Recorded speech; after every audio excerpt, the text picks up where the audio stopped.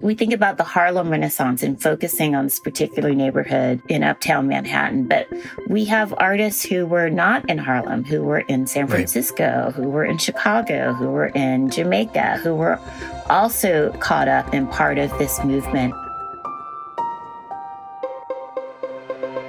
I'm Ben Davis, and this is The Art Angle, the podcast from ArtNet News where the art world meets the real world, bringing each week's biggest story down to earth.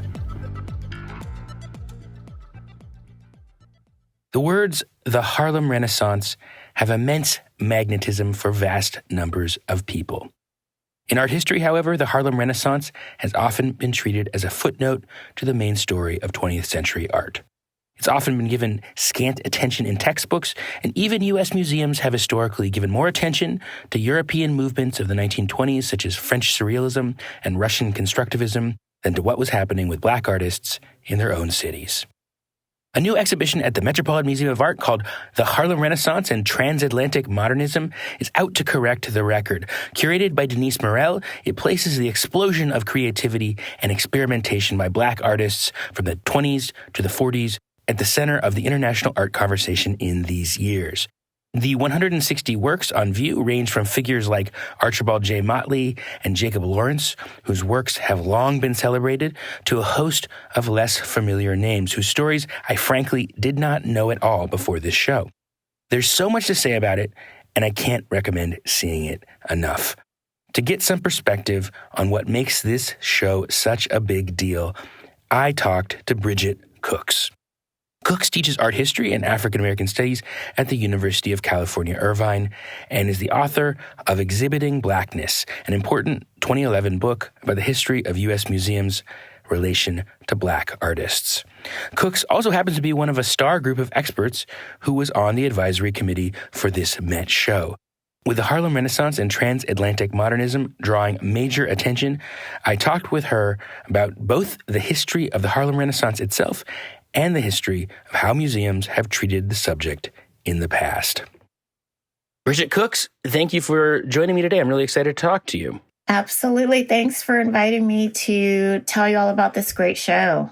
Yeah, well, I wanted to talk to you about this show and the Harlem Renaissance and where this show sits in the history of the reception and the scholarship around the Harlem Renaissance, because you have also written this great book, Exhibiting Blackness, that is about the history of the inclusion and exclusion of Black artists from the museum. So I thought it would make an interesting conversation. You are on this exhibition's advisory committee with a bunch of other scholars. Out of curiosity, what is that process like? What does that entail? Yeah, this was a real delight to be invited to be part of the exhibition advisory board. I'm a huge fan of Denise Murrell, who was the Tisch curator at large at the Met, and have been following her career since her groundbreaking Posing Modernity exhibition that broke all previous attendance records at the Musée d'Orsay in Paris. So when she told me she was doing this exhibition about the Harlem Renaissance at the Met and asked me to get involved, I was just almost teary, honestly, because I'm so excited about her work, her position, and there is such wonderful poetry to finally having an exhibition of art about the Harlem Renaissance from the Harlem Renaissance artists at the Met after the Met's really troubled history with accepting and understanding the work of Black artists. So what I was able to contribute was feedback on an already excellent premise that Murrell had put together. The focus of her exhibition is to look at the Harlem Renaissance artists really internationally, so focused on the U.S., but then looking at the kinds of engagements that these artists had with European modernists and putting those works in conversation. So I'm part of a sort of all-star team of people I admire and have admired for many years who are on this advisory board. And then I also contributed to the exhibition catalog. Yeah, you have a short essay in the catalog called The Harlem Renaissance in Exhibition about the history of shows in museums about the Harlem Renaissance. And it's an important fact that it's a short essay because it's a surprisingly short history. I mean, in a way, this show is a big deal because, according to your essay, there have only really been 3 survey shows about this very important period in art, which looms so large in the cultural imagination. Right. I was asked to do an essay about the exhibition history because of the book you mentioned, Exhibiting Blackness, African Americans in the American Art Museum, in which I'm really interested in institutional histories and the politics of representation of the work of Black artists. So you are right. Surprisingly, there have only been, it's actually 4 exhibitions. And I wanted to mention one of the exhibitions that I accidentally omitted from the catalog essay. I wasn't made aware of it until later, but there are 4 exhibitions. The first was called Harlem Renaissance, Art of Black America from 1987. That was produced at the Studio Museum in Harlem by Mary Schmidt Campbell and the late David C. Driscoll. There was the exhibition Rhapsodies in Black, Art of the Harlem Renaissance from 1997, started in London at the Hayward Gallery and then traveled throughout the United States at the Museum of Fine Arts Houston, the Los Angeles County Museum of Art, the Corcoran, and that was organized by Richard Powell and David A. Bailey. And then the Oklahoma City Museum of Art in 2009 had an exhibition called Harlem Renaissance, and it showed work from the 20s and 30s and as late as 1997, looking at work by contemporary artist Faith Ringgold and how she has represented the Harlem Renaissance in her art. And it also included photographs of African-American people in Oklahoma City from the Harlem Renaissance era. And then the 4th exhibition was called I Too Sing America, the Harlem Renaissance at 100. And that was produced by the Columbus Museum of Art in 2018. So these are the big survey exhibitions. And it seems like every generation or almost generation has an exhibition that introduces them to this period. It's still, for many people, something that's unfamiliar to them. And there are people who really don't think about a history of African-American artists. They just think about more modern and contemporary artists like Basquiat or Kara Walker and think that these are first artists, but certainly they aren't. So it's really important to have these shows to introduce them to this larger movement.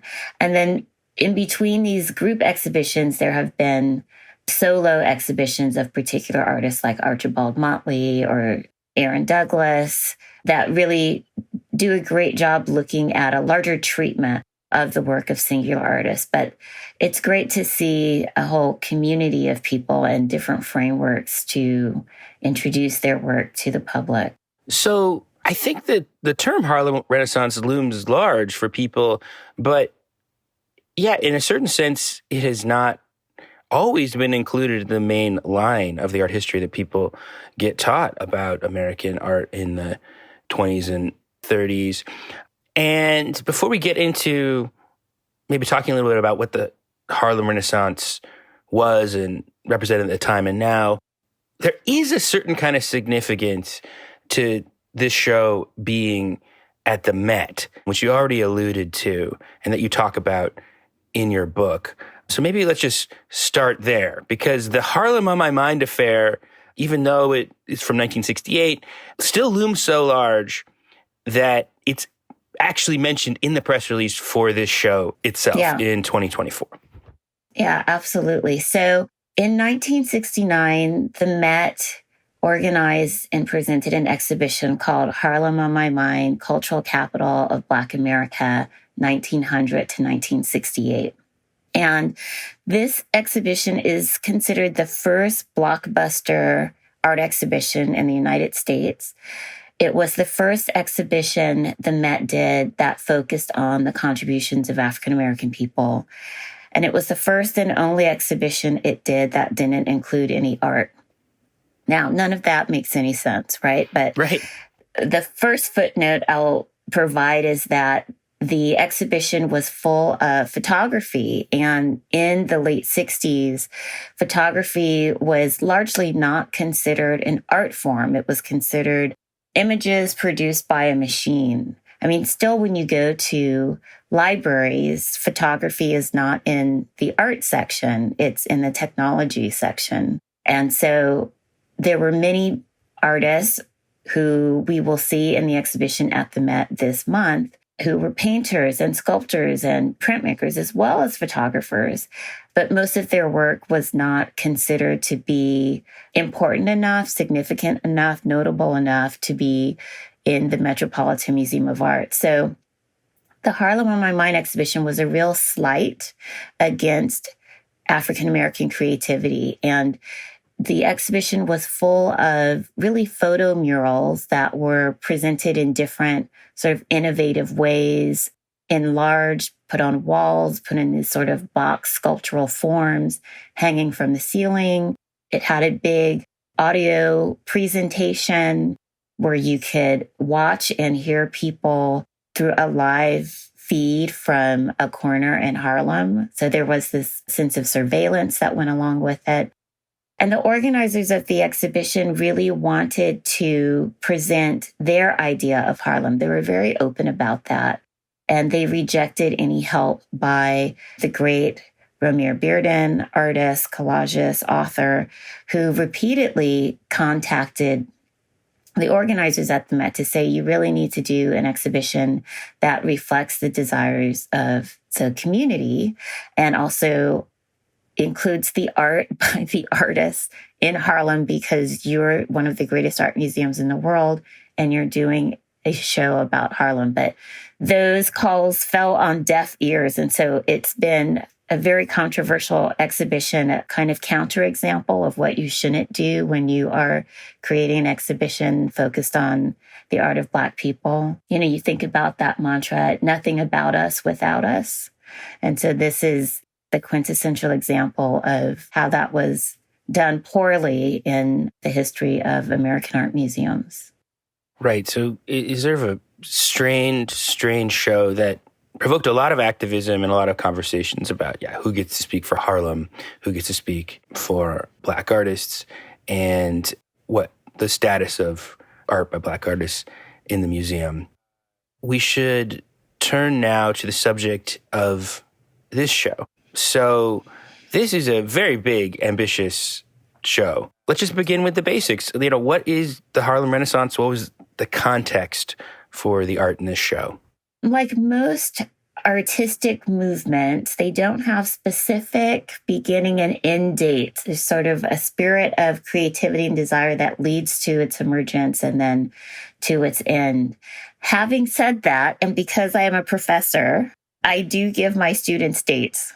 I mark the period of the Harlem Renaissance as being between 1919, which was the ending of American participation in World War I, and then ending in 1929 with the beginning of the Great Depression and the stock market crash. And yet, before those dates and after those dates, there is a spirit of Black identity, Black creativity, Black self-fashioning that continues into the 1930s, specifically with the Works Progress administration. You know, one of the reasons why I marked this break in 1929, in addition to the stock market crash, is that the source of funding changed for Black artists.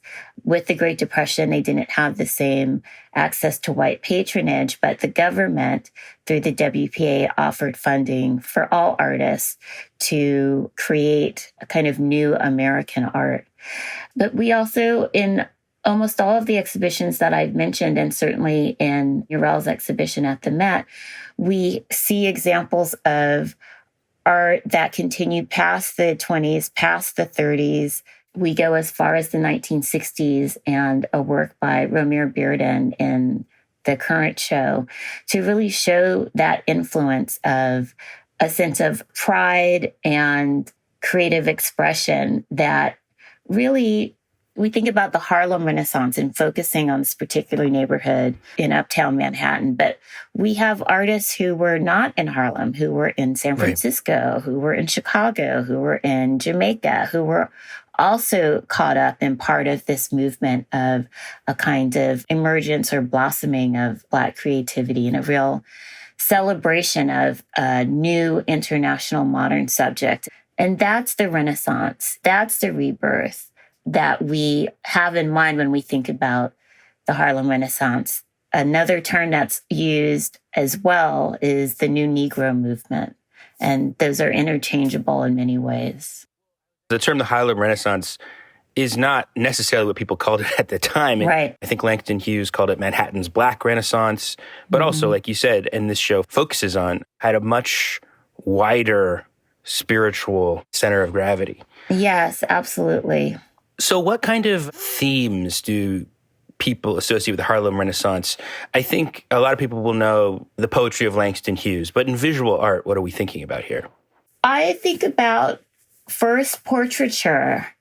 Portraiture is a theme, a form that everybody can relate to. And yet, portraiture was so important for African-American people at this moment in the 20th century. Right. So we have photographers that are actually lighting Black people correctly so that you can see the variety of skin colors from blue, black to ivory white, all the colors, the full spectrum that we come in, working with the limited calibration of film to be able to show that kind of range and diversity of who Black people are. We also have amazing portraits. An important artist that's featured in this exhibition is Laura Wheeler Waring, who... Right, amazing work, yeah. Amazing work. And Murrell has found some images, some paintings of her work with the family that have not been seen perhaps ever, or certainly within our lifetimes. We're still making discoveries in this revisiting of the Harlem Renaissance. And she made, in particular, beautiful portraits of Black women. And the significance of that was as important then as it really is today. I mean, trying to show the value and appreciation of the diverse beauty of Black women is something that was a real feature in her work as a Black woman painter at the time.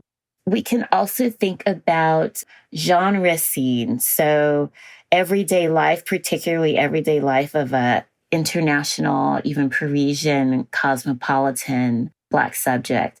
And I think about this in the work of Archibald Motley, who was based in Chicago. And he made really exciting paintings of nightlife in Paris and also in Chicago that give us a real sense of that kind of spiritual movement, a kind of character, and a look at the different kinds of diverse people that were part of Black America at that time. Yeah, something I think about when I look at Motley's nightlife scenes and these portraits of performers and artists that are very characteristic of the Harlem Renaissance period is, I think it's significant that the high point of the Harlem Renaissance is the 1920s, which is also sometimes called the Jazz Age, and Right. Jazz being the great Black musical idiom that had this international resonance at that time. And now people talking about this is America's classical music. And there was a sense that Black culture was considered to be the mark of modernity in some ways. Those themes really come through in this art. Yes, I agree.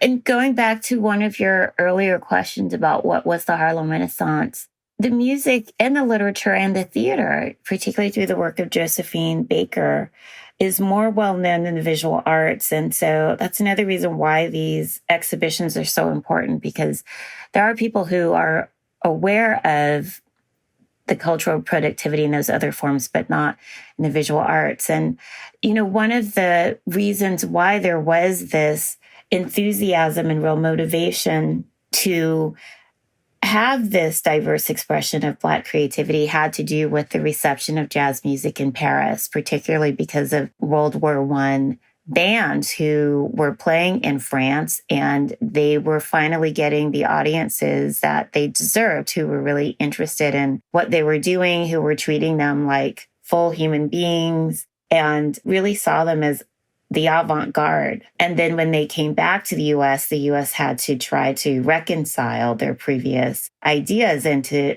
sort of catch up with an appreciation that was already understood abroad. So that's also part of the spirit of this movement. Yeah. There's this idea of the new Negro. And of course, newness is this huge obsession of the 1920s. Also, the new woman is a phenomenon of that era.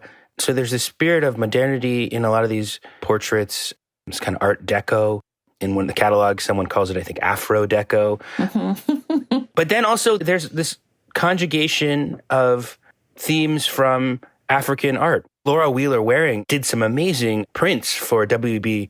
Du Bois's magazine, The Crisis, in 1924, that are these dynamic Art Deco silhouettes, but are also conjuring Egyptian motifs that are just amazing to look at.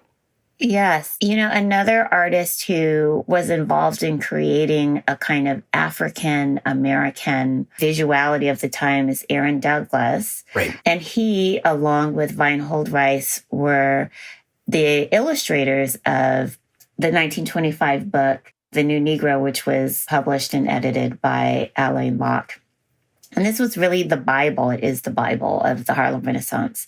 And it's an edited volume that has music, poetry, a play, and also critical commentary by Locke in particular, where he's talking about kind of prescribing what he thinks Black artists should be doing, how they can visualize themselves for their own community and for others, what this new cosmopolitan subject is. And he also prescribes what the relationship should be between African-American artists and African sculpture. And Aaron Douglas is the main illustrator who tries to create what that influence will look like. So he brings in his perception of Egyptian forms with African-American subject matter, looking at the style of silhouettes, a kind of Art Deco, decorative art that brings an overall style to the work. Just to say, I mean, in your capsule history of the exhibitions of the Harlem Renaissance, it seems like Aaron Douglas's aspects of Negro life is like the work that recurs again and again as sort of symbolizing this moment in exhibition. So these are paintings on canvas. It's a series of 4 paintings called Aspects of Negro Life. They're owned by the Schomburg Library in Harlem, which is, the branch of the New York Public Library that focuses on people of African descent. They have this one-of-a-kind art collection, and when you go into the reading room, they're just above you, on the walls above you. It's just incredible that you can walk into this public space and see these works. They're often on loan because of how important they are. And in this sequence, as an expert draftsperson, Aaron Douglas really created a way to understand the values of life for West African people, the values of life for Africans who were enslaved along that journey. And then he looks at their values and their context once they're in the New World. And he tells a story from African origins through formal emancipation, through these really wonderful limited palettes, lavenders and purples and browns and oranges, a series of concentric circles that appear in each canvas, and then focusing on these Black men and women through silhouettes, looking at the kind of labor that they did, their aspirations, their musical talent, their way of forming community. There's a lot of information in these canvases, and they're absolutely central to the Harlem Renaissance. But I've been delighted to see that they've been part of different kinds of exhibitions about modernism, that he's not just in exhibitions that are about him as a solo artist or the Harlem Renaissance, but that his work really resonates with different kinds of themes, and particularly for Black people internationally.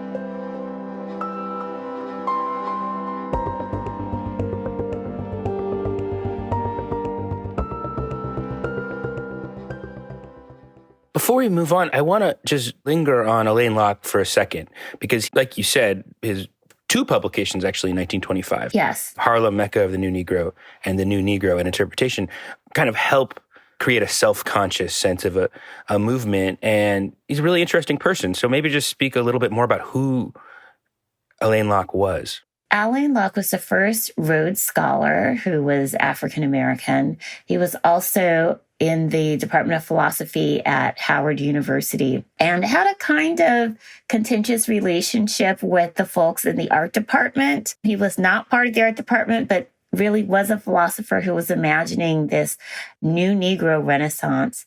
And he was also a very savvy business person. He connected with different white organizations that were interested in helping, however, in really patronizing ways, African-American people, and was able to get them to invest their funding to support travel, so that these African-American artists could go and study in Europe, which is, and probably still is, part of a kind of development of an artist to go see, the great masterworks. And he was a real interesting character. I mean, he was very much invested in the development and the success of African-American people. And he was an intellectual. He imagined a kind of interracial future. He had a major vision for what he wanted to be an African-American school of art, and he wanted Henry Ossawa Tanner, the great 19th century and 20th century painter, to be the leader of that school. But Tanner had already expatriated from the United States and was enjoying a kind of racial freedom abroad. Many of these African-American artists who were younger, who were part of the Harlem Renaissance, would really go to Paris to meet Tanner and sort of sit at his feet, as we say, and learn from him, to find out more about his wisdom and to have some advice and direction for how they could be an African-American artist. Yeah, well, that gets at the Transatlantic Modernism part of the title, right? Which you already spoke about a bit. Yeah, Locke studied at Oxford and Berlin and encouraged people to travel and study. And I think a focus of this show is Harlem Renaissance as being bigger than Harlem, or definitely in dialogue with the world far beyond Harlem. And yeah, a number of these figures, these artists, weren't necessarily working in New York or even the United States. Like you were saying, there is this post-World War I moment where, because of the racism of the United States and the segregation of the art world, find a greater freedom in Europe. Yeah, so Tanner is part of that group of expatriates. And before that, we can think about Edmonia Lewis, a great neoclassical sculptor from the U.S. who worked in Rome.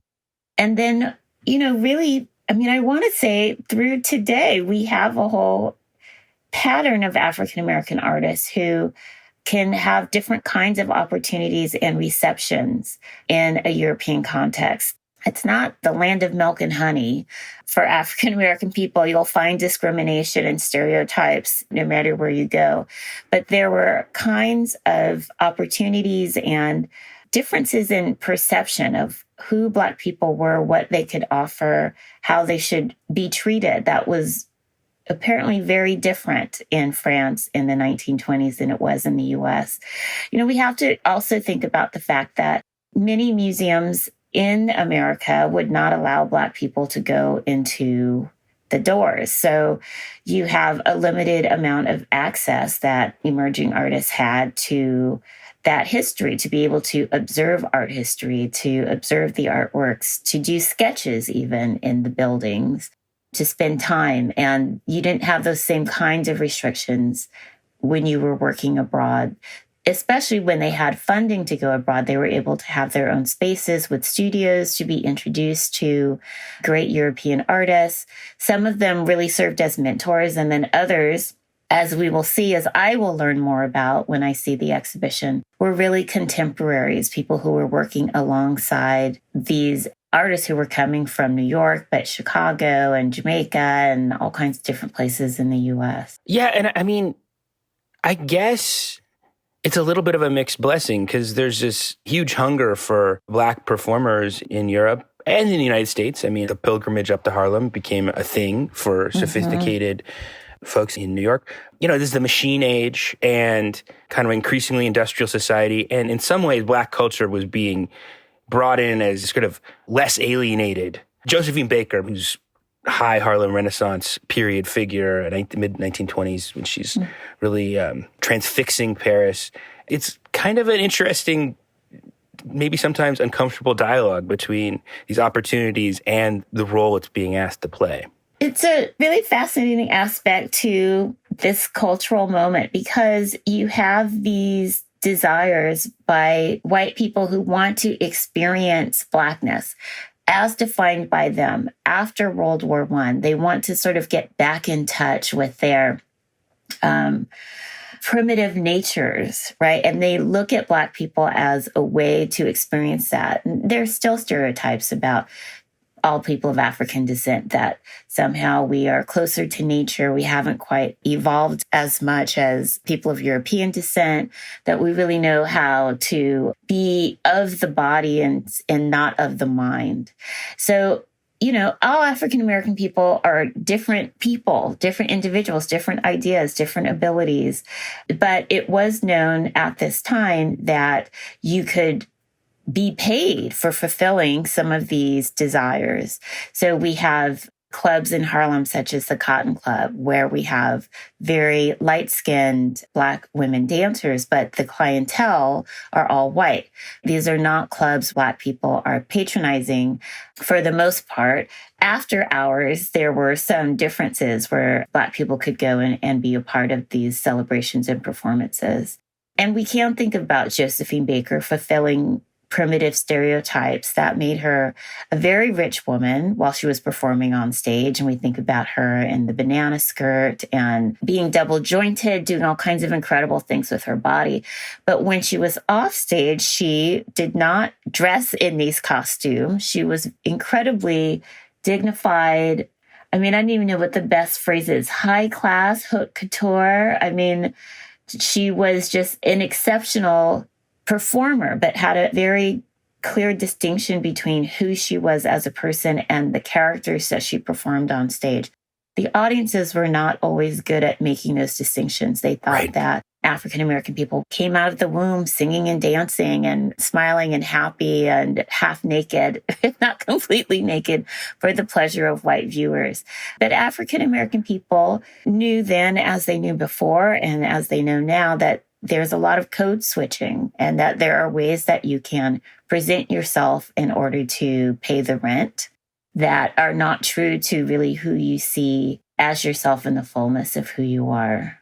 So an unexpected character to me in the story of the early Harlem Renaissance, and one that you've written about extensively, is the Harmon Foundation, which Alain Locke was associated with. What was the Harmon Foundation and what influence did it have on the Harlem Renaissance?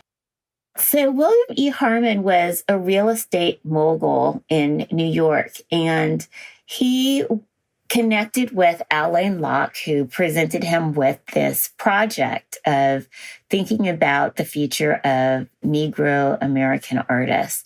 And Harmon had lots of money. He was a very wealthy man, and he was interested in a certain kind of way that he could get involved with social progress. And he funded all kinds of different kinds of projects, not exclusively art projects, but he was particularly swayed by this idea of helping to develop a future for African American art and culture.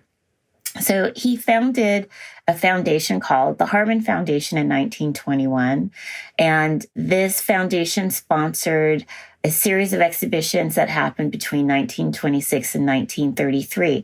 These were competitive exhibitions where Black artists could show their art, and then there would be prize winners. And the highest prize came with funding that the artists used to travel to Paris. There are really wonderful ephemera catalogs that show us what the works were that were in the exhibitions. It produced a kind of record for us to learn from so that we could see who was working, which paintings they felt were their best work, where they were exhibited, who came to see those shows. and how Alain Locke really worked his magic socially to try to get white funding to support the work of these Black artists. It's not without controversy. I mean, in your book, you quote Romare Bearden, the great artist. He's talking about the Harman Foundation. It has encouraged the artist to exhibit long before he has mastered the technical equipment of his medium. By its choice of the type of work it favors, it has allowed the Negro artist to accept standards that are both artificial and corrupt. What did he mean? What was the criticism? I know. It's so great. Bearden was such a wonderful, direct person. He was so incredibly talented. He was a baseball player. He was a math major at NYU.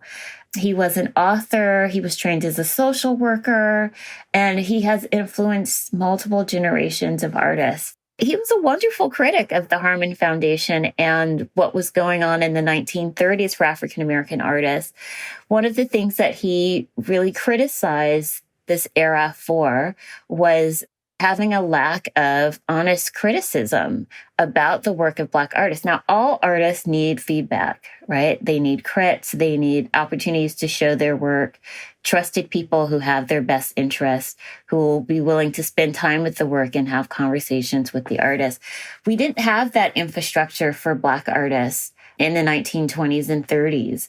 And without providing a support network for artists to get feedback, to develop their ideas and improve their artwork and really explore the visions that they have for what they can do, the artwork is not its best, right? You don't have all of that nurturing that needs to be in place for that development. And so Bearden was aware of this, and he felt like there were artists that were trying to support themselves, trying to get some attention, trying to get some funding from the Harman Foundation, and were showing work that wasn't quite ready yet. And I just wanted to say that that's something that I took away from your book when I first read it. I think that's a really sometimes overlooked point, because people talk about discrimination functioning by exclusion, but a very consistent criticism from Black artists from this period up to the present is also not taken seriously. You can't get an honest review. You can't get an honest review, and you can't get a review in the art section of the newspaper. You can be mentioned in the section that's kind of about interesting daily news or novelties, where it's like, here's something curious, a Black person who says that he's a painter. It's this kind of sensationalist headline more than a serious review and acknowledgement of the work of a particular person. So that's what we're seeing in the 1920s and 30s. One of the things that Bearden talks about in addition to that is some of the offensive ways that African-American artists were shown. So he talks about an exhibition in California that combined the work of Black artists with the work of artists who were blind. And it's like, well, now what is the connection between being blind and being Black? And wow. I haven't found any information about that particular exhibition. I don't know what the premise of the show was, but certainly there wasn't a justification for that pairing for Bearden, and he calls out this unfair treatment and perception of Black artists at the time. Well, maybe that can bring us to the Palmer C. Hayden, the controversy over the janitor who paints, his 1937 painting. In your book, you talk about it was very difficult to get shows by Black artists in museum. The Harman Foundation in 1939 sponsors this show, or is part of this show at the Baltimore Museum of Art. Yes. Contemporary Negro art. And interestingly, Alain Locke wrote both the foreword to the catalog and reviewed the show quite critically. So it's a fascinating show that did inspire some controversy. So maybe let's talk about that. So Palmer C. Hayden is another just wonderful character from the Harlem Renaissance. And I do want to say, for people who are interested in knowing more about him, there's a really wonderful article by my colleague John Ott titled Labored Stereotypes, Palmer Hayden's The Janitor Who Paints. And it appears in American Art Journal in 2008. And what's so interesting is that Palmer Hayden, like many African-American artists and many artists then and now, had other kinds of jobs, were not able to support themselves solely on their art. He was a janitor. He had other kinds of jobs, or what they would call odd jobs, jobs that he could get to support himself. And he was trying to break through. He was trying to win Harmon Foundation competitions, and he did. But he made this painting called The Janitor Who Paints that shows either himself, or it's a rendition of his friend Cloyd Boykin, who was another African-American painter at the time. Could be a hybrid of the two. But it shows this Black man with a beret on, painting in his basement a mother and child. And what we see is a whole scene in which there is a broom, there's a mop, a trash can. It's clear this is not a formal studio. And we have also two versions of the painting. So there's one canvas. It was shown in one way in the 1939 Contemporary Negro Artist Show that the Baltimore Museum of Art held. And then it was painted over after that time. And so the way that it looks now is different. What Hayden did was to change some of the markers of the characters in the painting that really bordered on racial stereotypes. So there was a kind of exaggeration of the eyes and the mouth of the baby. There was a picture on the wall behind the mother and child of Abraham Lincoln. Later, that becomes a cat. There was a way in which the shape of the head of the painter resembled a fang reliquary sculpture, and then that is changed for the final version. And one of the things that we wonder about is why there were these stereotypes in the original version of the painting and why they changed. And one of the arguments that comes out of asking these questions has to do with Hayden's awareness of a perception of Blackness by white patrons, that he was fulfilling in the first iteration of the painting stereotypes and desires for many white people to understand the novelty of these Black artists who are really primitive Africans in their soul. And then he changed that to be a more cosmopolitan image, maybe an image that more closely aligned with the way that he saw himself in his community. So there's the possibility of a kind of code switching, I'll use that term again, or double speak, right? A way in which he's showing, I know this is how they see us. Even the title of the painting, right? The Janitor Who Paints, there is no particular name. Right. He's not considered an artist. It's the way that the media represents his work and the work of his colleagues in the press as he's really a janitor. Don't be fooled. He's not really an artist. He's just a laborer. So if I understand it, there's almost an interpretation of this first iteration of the painting, which people found offensive, that it's almost like he's like pushing it back. He's like saying, is this how you see me? Right. As the janitor who paints with these kind of stereotypical features. But it's interesting that it remains so ambiguous, which maybe reflects like the ambiguous space there was to speak freely. Yes, I think that's right. When you look at the larger body of work by Hayden, there's these beautiful seascapes. He was interested in more traditional themes that you would find in European still lives. But he seemed to take an approach of, I will show you a still life, right? I will show you that I can be a part of these traditional themes and content of art, but I'm going to put an African sculpture in there, and I'm going to put a cigarette in there as well. And so you'll see that also connecting with my ancestors by having a sculpture in there. And I'm also this modern subject who smokes. This is the kind of work that was really celebrated in these interracial settings.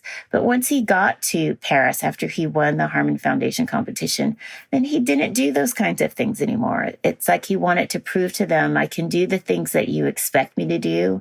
I can channel my ancestors, even though I've never met them and I've never been to Africa. But I will put that in the painting because this is what Alain Locke is prescribing. This is what the Harmon Foundation will reward. And that will put me in a position to do other kinds of things I really want to do as an individual. If there's one artist that people probably think of, or one painter that people think of the Harlem Renaissance, it's probably Jacob Lawrence. So it was interesting to me to be reminded reading about this show in your book that he really got his big career break from this show in the late 1930s, well after, the 1920s period we think of most with the Harlem Renaissance. He's just 21 when he's included in this show at the Baltimore Museum and gets all this critical acclaim for his portrait of Haitian revolutionary leader Toussaint Louverture. So I guess talk about Jacob Lawrence a little and his role in the Harlem Renaissance and how his person kind of got taken up by the wider culture. He was really too young to be part of the Harlem Renaissance in the sort of 10-year period that I identified earlier.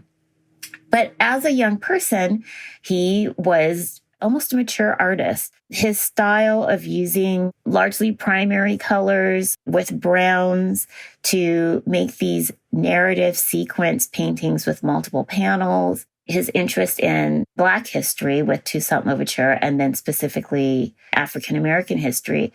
His conceptions of the work that he was meant to do were so complete and clear that it's still very impressive. So he makes these paintings about the story of Haitian revolutionary Toussaint Louverture that appears in the Contemporary Negro Artists exhibition.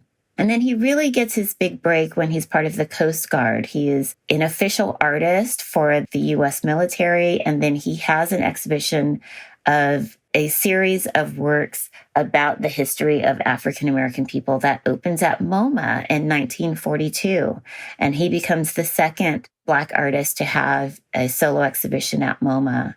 So he's someone that was really a child of the Harlem Renaissance. We see him making work, through the 1980s and 90s. That kind of legacy, it dates back certainly to the Harlem Renaissance, but I think that spirit of Jacob Lawrence has gone on, multiple generations, even so that you and I can both share the way that he's been influential. His work is still very much celebrated.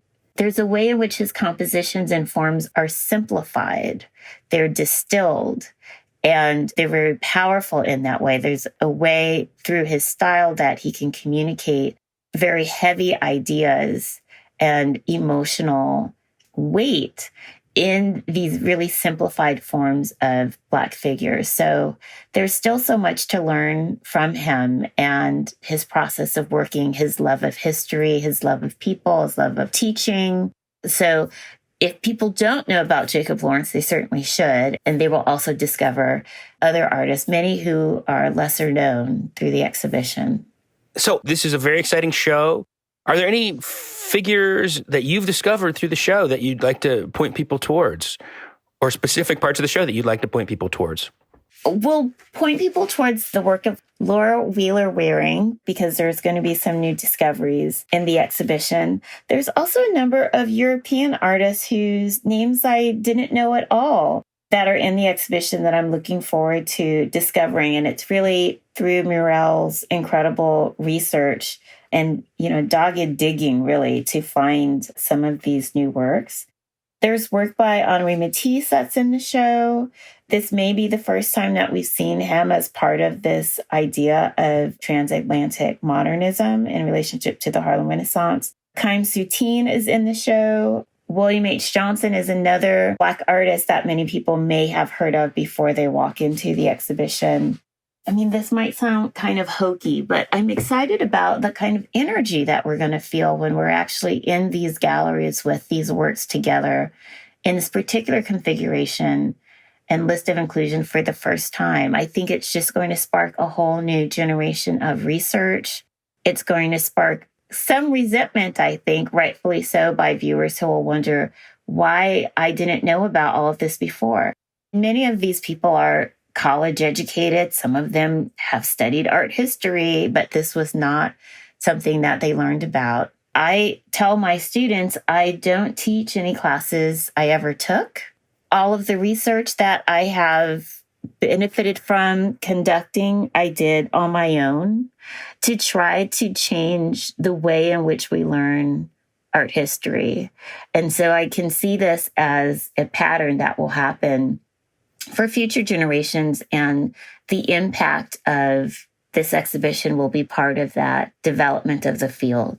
Fantastic. Well, thank you so much, Bridget Cooks, for this discussion. It's given me so much to talk about, and I'm even more excited to see this show. I am too. Yeah, thank you. That's it for this week's episode. If you like what you've heard, you can subscribe to the show on Apple Podcasts, Spotify, or wherever else you get your podcasts. Also, please take a moment to rate and review our show. It helps other listeners discover what we're doing. The Art Angle is produced by Sonia Manalili and Caroline Goldstein. Thanks for listening, and see you next week.